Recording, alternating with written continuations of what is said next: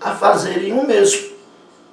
Então, o livro, ele por si só, ele demonstra ser uma previsão. Olha, o testemunho do livro em si certamente insiste na realidade da profecia sobrenatural voltada para o futuro. Então não tem problema ter sido um escritor só.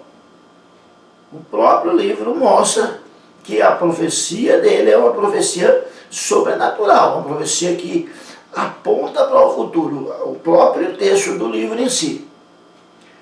Então, a justificação da soberania divina, porque o livro fala sobre isso, entre o capítulo 40 até o capítulo 48, fala sobre a soberania divina, isso se baseia na capacidade do Senhor de prever o que fará. Ele prevê porque ele tem poder para fazer. Eu vou fazer, porque eu posso, porque comigo mora o poder, porque eu quero. E além de prever, ele desafia os ídolos a fazerem o mesmo.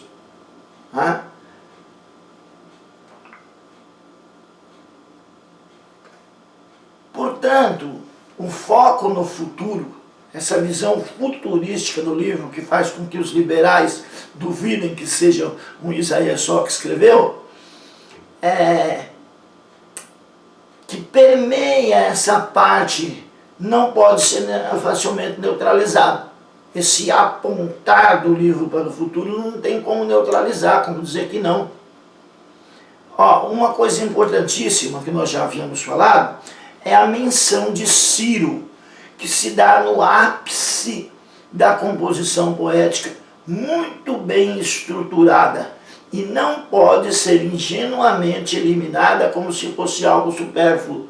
Não é supérfluo a maneira com que se fala de Ciro de forma poética, algo que ainda era desconhecido, que ainda estava no futuro, e que fica muito claro que não dá para neutralizar, para dispensar o elemento preditivo do livro.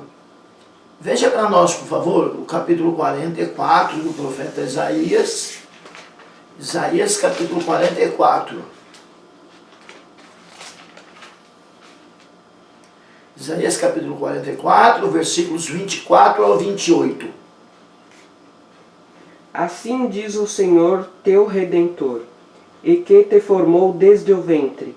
Eu sou o Senhor que faço todas as coisas, que estendo os céus e espraio a terra por mim mesmo, que desfaço os sinais dos inventores de mentiras e enlouqueço os adivinhos, que faço tornar atrás os sábios e transtorno a ciência deles. Sou eu quem confirma a palavra do seu servo e cumpre o conselho dos seus mensageiros. Quem diz a Jerusalém, tu serás habitada, e as cidades de Judá sereis reedificadas, e eu levantarei as suas ruínas. Quem diz à profundeza, seca-te, e eu secarei os teus rios. Quem diz de Ciro, é meu pastor, e cumprirá tudo o que me apraz, dizendo também a Jerusalém, se edificada, e ao templo, funda-te. Ele diz a Ciro, ele se dirige a Ciro, é Deus se dirigindo ao rei Ciro. Agora veja bem o que está acontecendo aí. Os dias aí são os dias do profeta Isaías. A ameaça era a Babilônia. Não se falava nada ainda sobre a Pérsia. A ameaça era a Assíria, perdão. Depois da Assíria vinha a Babilônia tinha que ser vencida, e depois da Babilônia viria a Pérsia. E quando se fala de Pérsia, é aí que se fala de Ciro. Ou seja, havia ainda dois grandes reinados antes de chegar à Pérsia, que era o final do reinado assírio, todo o Império Babilônico, para depois chegar em Ciro o persa. Então a profecia era tremenda. E diz a história, o texto bíblico não diz diretamente, mas a história nos diz que Ciro um dos motivos que o levou a libertar o povo de Israel do cativeiro, porque quem manda Ciro de volta do cativeiro, porque a Babilônia, ela cai sob o domínio da Pérsia. Então o grande rei agora é Ciro o persa. É Ciro que permite que o povo volte do cativeiro. E acredita-se que um dos motivos que Ciro deixa o povo voltar do cativeiro é o fato de ele conhecer a profecia do profeta Isaías acerca do seu nascimento.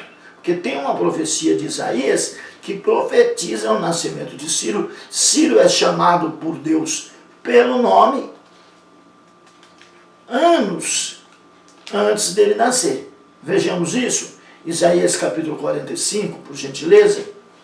Começa do versículo 1, por favor. Isaías capítulo 45, versículo 1. Assim diz o Senhor ao seu ungido, a Ciro. Assim diz o Senhor ao seu ungido, a Ciro. Como é que o Senhor diz alguma coisa a Ciro? No século 8, porque Isaías vivia no século 8, sendo que Ciro só vai aparecer no século 6. A Babilônia vai cair e quem vai entrar no domínio é a Pérsia. Mas vamos lá, vamos entender esse negócio. Começa do versículo 1 para nós, por favor. Assim diz o Senhor ao seu ungido, a Ciro, a quem tomo pela sua mão direita, para abater as nações diante de sua face. Eu soltarei os lombos dos reis, para abrir diante dele as portas, e as portas não se fecharão. Eu irei adiante de ti, e endireitarei os caminhos tortos, quebrarei as portas de bronze, e despedaçarei os ferrolhos de ferro. E te darei os tesouros das escuridades e as riquezas encobertas, para que possas saber que eu sou o Senhor, o Deus de Israel, que te chama pelo teu nome. Isso até aí tá bom. Que te chama pelo teu nome. Ele está profetizando a vitória de Ciro da Pérsia sobre a Babilônia, para que Ciro depois livrasse o povo do cativeiro. Cativeiro esse que nem havia acontecido. Ele vem acontecer aproximadamente 200 anos depois de que isso foi escrito. Então é uma profecia preditiva claríssima. Além disso, a evidência de que o livro de Reis, porque para nós entendermos bem os livros poéticos, para nós entendermos bem os livros proféticos, nós temos que estudá-los junto com os livros históricos. Então, além disso que nós acabamos de ver, a evidência de que o livro de Reis, os dois, concluído até a metade do exílio, usou o livro do profeta Isaías. O livro de Reis ele é concluído até a metade do exílio. Ele abrange, ele fala até a metade do exílio. E ele usa informações, usou o livro do profeta Isaías como fonte. E oferece a data pré-exílica para a composição do livro de Isaías, do livro do profeta. Porque o livro, ele é pré-exílico, ele vai somente até a metade do exílio, e ele cita o profeta Isaías, comprovando que o livro é pré-exílico. O livro do profeta Isaías é pré-exílico.